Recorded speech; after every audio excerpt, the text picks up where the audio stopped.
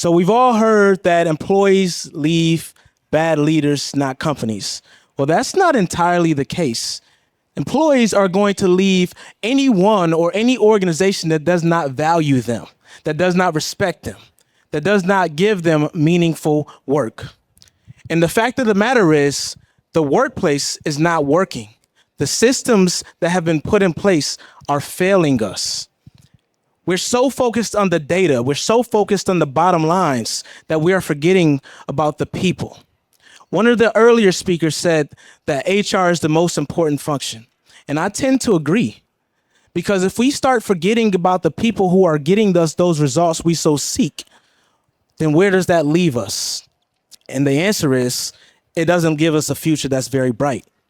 See, right now, we're in a period where we're so focused on managing, getting that short-term result, getting that outcome, that we're forgetting about leading, caring about our people, putting them first, understanding that they are the reason why we are where we are.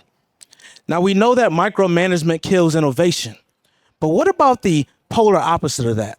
What about the fact that empathetic leadership gives us the most productivity, the greatest aspects and greatest resources from our people? See, we like to tend to think that we're logical, that we're so rational, but we are humans. We're emotional. All right, so we got to tap into those emotions because they drive performance. Emotional intelligence is the most impactful skill that we can have. The data shows it. See, we got some people that know. The data shows it. It improves performance by 58% on average. And it also improves retention and every other bottom line metric that leaders tend to care about today. But before we get to that point where we can help our people, we got to help ourselves. You have to know your blind spots, your biases. You have to know your weaknesses and how you show up as a leader.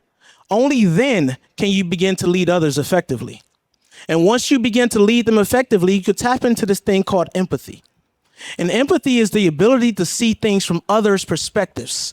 But it's a lot more than that. As a leader, it's a superpower.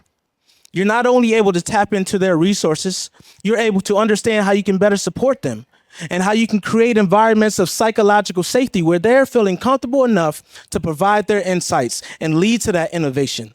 Because if you have a fear-based culture, it doesn't make room for creativity. And creativity is at the individual level. Innovation is at the organizational level. So what we need to change today is the fact that we're being so prescriptive.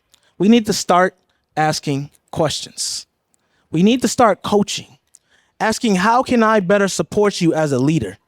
And kill that annual review. Yeah, kill it. It's too late. It's not giving you real-time data, and they're probably not giving you the real anyway because you're making them put their employee ID on it. So we want to make sure we're getting feedback daily and showing up authentically because your team feeds on your energy. So if you show up in a way that lets them know that they can show up as themselves and bring their emotions to work and say that everything is cool and everything's not okay at the same time, then that makes room. And I learned this in the military. I spent 12 years in the Army. Thank you.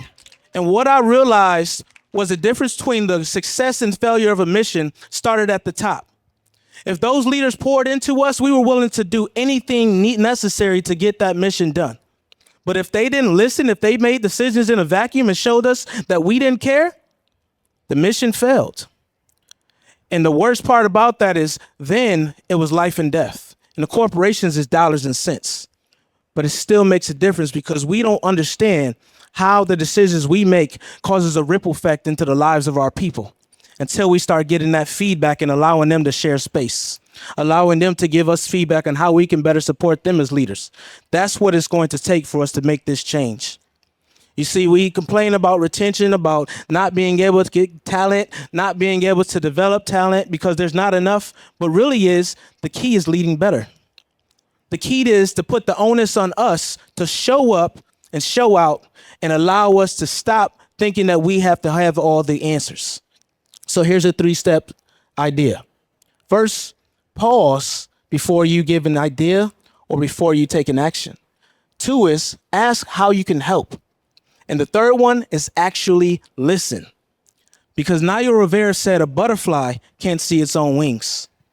As a leader, it's your plight to help that person see their power and their beauty. Once you begin to do that, you will see things that you never thought was possible coming from that person. So my question to you is, are you going to continue managing, or are you going to start leading?